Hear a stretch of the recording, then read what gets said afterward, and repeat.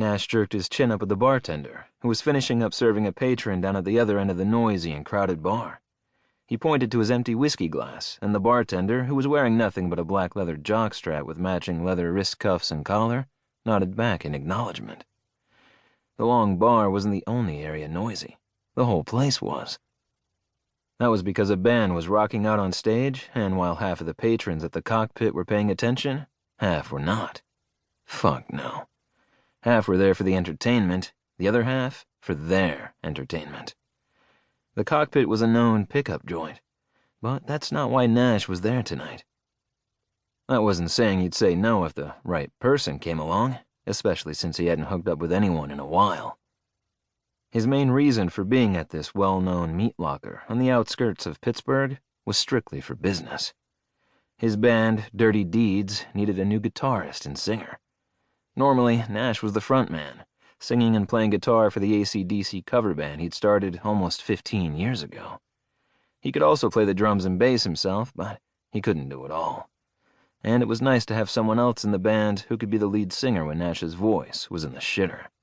Like after a night of heavy partying, which tended to happen after playing a few sets at one of the many Dirty Angels MC pig roasts, which had been his band's main gig until recently. Problem with that main gig was it didn't pay, except in beer, booze, and pussy.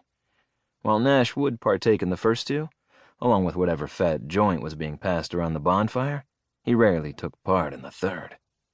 He could fake it, but he preferred not to take it.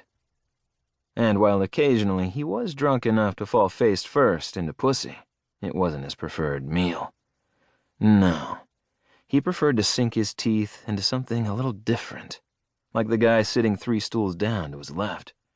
The blond man caught his attention when Nash went to break the seal a half hour ago. While Nash was a biker, he didn't come out to other bikers, even his own club brothers. That would just be plain fucking stupid. He also tended to drift toward men who were more clean-cut, men opposite of him. Plus, he knew those types of men would never travel the same circles as any of the bikers he knew, so his secret would remain safe. Even so, if anybody saw him here, his excuse was trying to poach the band's lead guitarist. Though in this case, he wasn't. He'd lost interest not long after hearing him play. While the guy playing the Fender was good, he wasn't great, so he was taking a hard pass on this one. Unfortunately, he'd have to keep searching. He threw a crumpled 10 spot on the bar when the bear of a bartender dropped off his jack on the rocks. Nash waved a hand, indicating the man should keep the change, especially since the bartender couldn't afford clothes, apparently. As he raised his glass to his lips, someone bumped his elbow, and he barely recovered his drink before it splashed over the rim. "Fucking watch it," he muttered.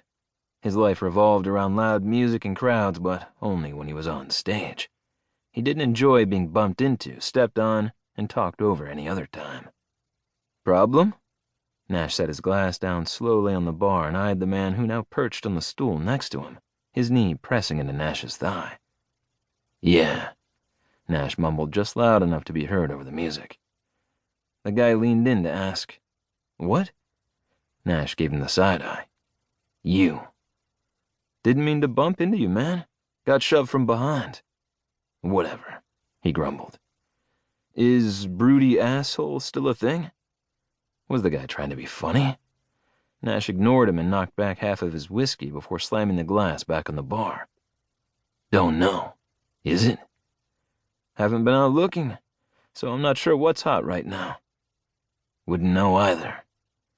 The guy settled more solidly on the stool, but left his knee touching Nash. And as he leaned forward to grab the bartender's attention, his chest brushed against Nash's arm.